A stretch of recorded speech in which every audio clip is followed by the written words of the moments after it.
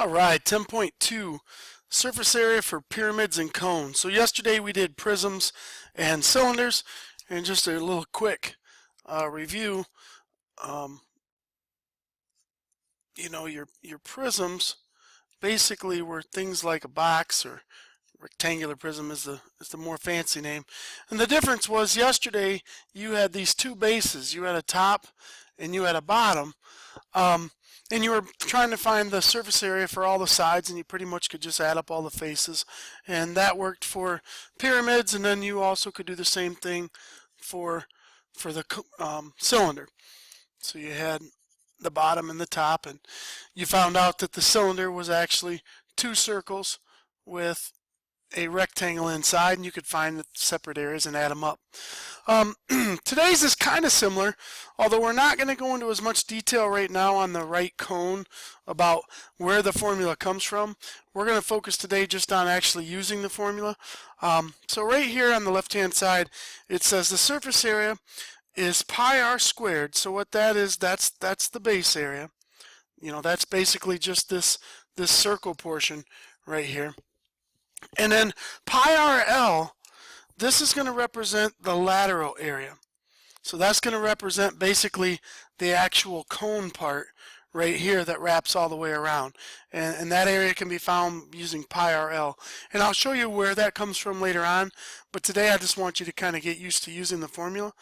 Now L represents, and a lot of times I write mine cursive, but L represents the slant height. So for a cone, you basically have the true height. This is the height of the cone right there. That's H.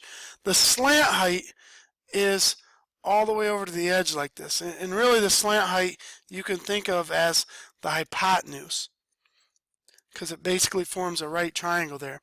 So a lot of times on these problems, the tougher problems, you're going to be able to use the Pythagorean Theorem. So don't forget about the old leg squared plus leg squared equals hypotenuse squared. That comes into play on some of these formulas. And then over here we have a square pyramid. Now there's a couple different ways to find the surface area of a pyramid. One way is if you kind of look at the net and you kind of unfold this, you have a square, and then basically you would just have a triangle coming off of each base of the square, each side of the square. And so you'd add up the four triangles plus the square, and you could just add up these guys individually and find the surface area. Now this formula here is kind of nice because you have the base area, which is this part right down here. But then what this other piece right here, this 1/2 PL, this basically finds the area of all the triangles at one time. So the area of all four triangles can be found using that formula. Because remember, area of a triangle is 1/2 base times height. Alright? Well, the height of these triangles right here, the height of every single one of those triangles when I fold it up is this slant height right here. Alright? So if I were to unfold that wall over there, the height of that triangle would be the slant height, which we're calling L. So the area of one triangle would be 1/2 base times height, or slant height.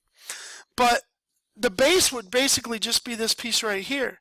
If you want to get all four triangles at once, instead of just doing one base, you can do all the bases at one time. And so instead of using base times slant height, we use perimeter times slant height. So that's where this P comes from. They're basically just doing all four of these triangles, or if I come over here, all four of these at one time. And you can get it a little bit faster. So I don't really care which way you do it. You can do it separately, or you can use the theorem or formula there. It's totally up to you. I'll be doing both ways when we do our homework and probably examples. Alright, so number one, find the surface area of this pyramid, and it's a square pyramid. So basically I have to use the formula up above.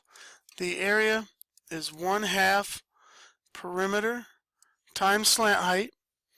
All right, that right there is going to be the lateral area, or the walls, plus the area of the square, plus the base area, which I'm calling BA. All right, well, let's do this. So we got 1/2. The perimeter is 6, 6, 6, 6. So 6 times 4, that's 24 for the perimeter. And the slant height is right over here. And the slant height is 7.6. All right, so that got all 4 walls.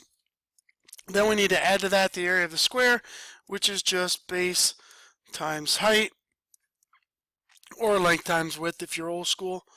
And that's the area of the square.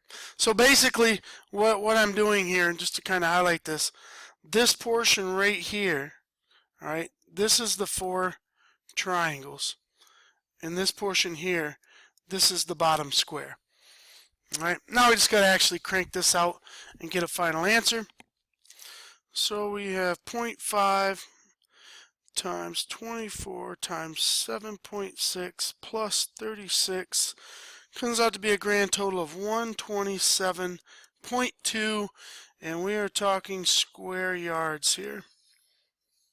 So this would be the total surface area of the pyramid, all 5 faces. All right. Over here to the other side, we got the cone. So surface area for a cone, well, it's pi r squared. Okay, this represents the base area. So that would be this top circle right here, plus pi r L, and this is the lateral area, or the actual cone part that you hold on to. So let's see if we can crank this out. We get pi times r. Well, r is not 12. 12 is the diameter. That's all the way across. So halfway across would be 6, plus pi times 6 times the slant height here. This is our L, 13.4. Cone actually goes pretty quick. I'm going to leave pi in there for a second. 36 pi plus, and over here I'll just multiply these two together. 6 times 13.4. And I get 80.4 pi, and then I add all my pi's together and I get 116.4 pi. So just always know that could be an answer. I'm actually going to crank it out now and get the decimal version. So this is about 365.68, and these are square meters. So this would be the surface area for the cone. So basically just using formulas. You know, like I say, this part, we'll talk more later about why this works, but for right now, just kind of use it and trust me with it and be able to access that formula. All right, next page. Now this is where we crank up the heat a little bit. It says you may have to use the Pythagorean theorem in the more difficult problems where you're missing a dimension. Okay, so if we think about this pyramid here and we're trying to find the surface area, well, the surface area is basically the 4 triangles plus the square. All right, sorry, I got interrupted by the phone there. All right, so 4 triangles plus the square. The square we can do right now. The area of the square is just this base times height. So to find that blue square, that's not too bad. That's just 12 times 12, which is 144. So that's no big deal. Now the triangles are a little bit tougher. So if trying to get this triangle, and let's just focus on, I don't know, maybe I want to focus on this triangle right over here on the side. All right, if I want to find the area of that triangle, and I could pick any one because they're all the same. To find the area of that triangle, well, this is my base of the triangle, but the height of the triangle is right here. Okay, that's actually, we're calling that the slant height, but that's the height of the triangle. Well, I don't have that value, so I'm going to have to do a little bit of figuring to get it. So to get L, if I look at this height right here coming down, which is 8, All right, and then I cut across. You can see now that I have a triangle right inside here in black that's a right triangle. So if I kind of move off to the side and just focus on what's important right now, this is the 8. Now this bottom number, they don't really tell it to me, but because this is 12 and this is the exact center, I know that this little bottom piece over here is 6. It's halfway across that square. So I have a 6, I have an 8, and now I should be able to use Pythagorean Theorem to get L. Now if you don't know your Pythagorean triples, you'd have to set this up and go leg squared plus leg squared equals hypotenuse squared. And this comes out to be 100 is L squared. And then to find out what L is, you take the square root of both sides, and you'll find out L equals 10. Now you may have knew earlier that 6, 8, 10 is a Pythagorean triple, and that's why I chose this example, because it'd be a little faster. So now I know 10 is my L. I'm going to come back to my theorem, and it was 1/2 perimeter times slant height plus the base area. Remember this is what they're calling the base area. So let's do this. 1/2 perimeter is 12, 12, 12, 12, so 48. The slant height we just calculated. And then we're going to add to that the square on the bottom that we already had. So let's do this. We have 480 cut in half, that's 240 plus 144. So lateral area, this was the base area. And when I slap all that together, I get a grand total of 384 square yards. So that one was a little bit more challenging, and why it was more challenging is we had to do a lot of side work to get that L. All this stuff over here we did was to get L. All right. On other problems they gave us L and it was pretty easy. Just put in the formula. All right, moving on down. Looks like we have another one. It says if the pyramid has a rectangular base, you're going to have different slant heights. Final total surface area. So I'm going to do this one a little bit different. So if I broke this thing down, basically I have a rectangle on the bottom.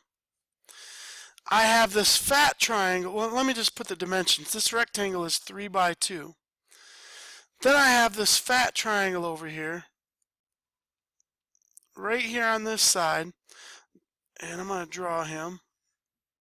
Big old fat rectangle or fat triangle, and he's 3 across by his slant height is 2.2,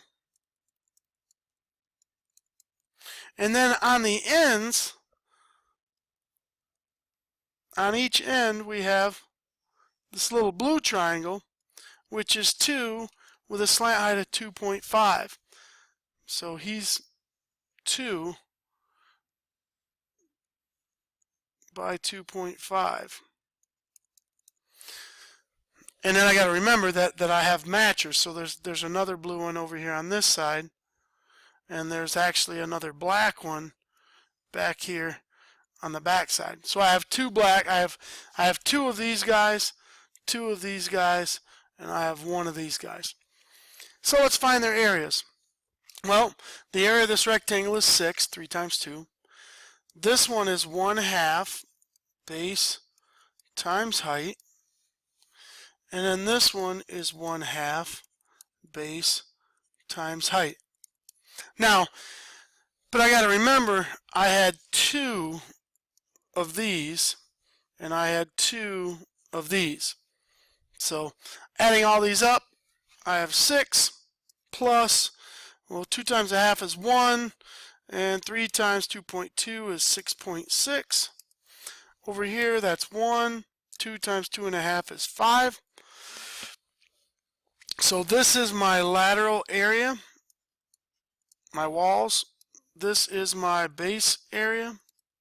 And so now I have a grand total of, what's that, 17.6, and these are square feet. So there would be my total surface area. Now I'm just going to warn you, you don't see this one a whole lot, that this rectangular pyramid. He doesn't happen very often, so you know, I wouldn't really worry about seeing him on a standardized test, but square pyramids do show up a little bit more. All right, well, this is a quick little lesson, so hopefully you got enough to tackle the practice tomorrow. See you.